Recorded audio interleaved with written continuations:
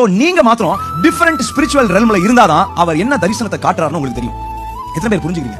நீங்க மத்தவங்கள மாதிரி வாழ்ந்துட்டு இருந்தீங்கன்னா அவர் உங்களோட என்ன பேசுறாரு உங்களுக்கு புரியாது, என்ன சொல்ல வராரு உங்களுக்கு தெரியாது. இந்த மாசம் நீங்க மாத்திரம் இந்த உலகத்தார்களுடைய லெவல்ல இருக்க கூடாது, வேற ஒரு லெவல்ல போய் நீங்க நிக்கணும். எத்தனை பேர் நிக்க ரெடியா இருக்கீங்க? வசனம் சொல்லிக்கிறது நீங்க ஏற்கனவே அவரோட கூட உன்னதத்துல இருக்கீங்க, ஏற்கனவே நீங்க வேற லெவல்ல தான் இருக்கீங்க. அந்த அவேர்னஸ்ல நீங்களும் நானும் வாழ்ந்தா போதும். இந்த கால வேளையில ஸ்டாண்ட் ஆன் தி வாட்ச், நீங்க காவலிலே தரித்திருந்து. செகண்ட் வந்து பொசிஷன் யுவர்செல்ஃப். நீங்க நிக்கிறது மாத்திரம் இல்ல, நீங்க பொசிஷன் பண்ணிக்கணும். என்ன பொசிஷன்னா அரணிலே நிலை கொண்டிருக்கிறது. அறநிலை நிலை கொண்டிருக்கிறதுனா எதிரிகள் வராம ஒரு பெரிய தடையா இருக்கு, அதுதான் உங்களுடைய பலனா இருக்கு, பாதுகாப்பா இருக்கு. அந்த இடத்துல நீங்க நிலை கொண்டிருக்கணும். நம்மளுடைய கோட்டை யாரு? இயேசு கிறிஸ்து. நம்மளுடைய கண்மலை யாரு? நம்மளுடைய தஞ்சம் யாரு?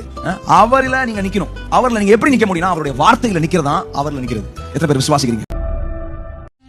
என் ஜீவன் நாட்களெல்லாம் என்றும் உம்மை சார்ந்திருப்பே. என் ஜீவன் நாட்களெல்லாம் என்றும்